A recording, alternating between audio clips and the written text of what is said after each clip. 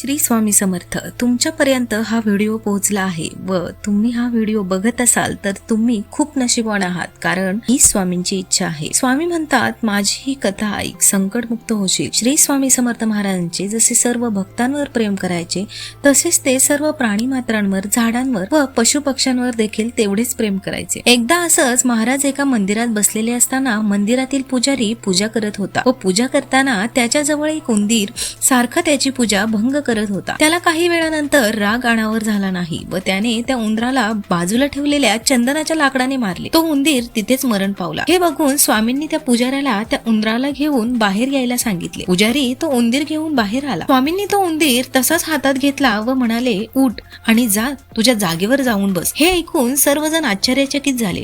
सर्व भक्त बोलू लागले, स्वामी, तो उंदीर मरण पावला आहे.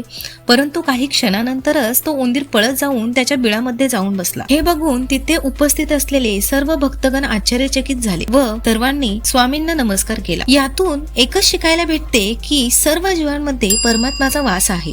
सर्व प्राणी मात्रांवर आपण प्रेम केले पाहिजे, हीच आपल्या स्वामींनी शिकवण दिली. अशाच नवनवीन व्हिडिओसाठी आपल्या सुप्रिया वाइब्स या चॅनलला नक्की सबस्क्राईब करा. व्हिडिओ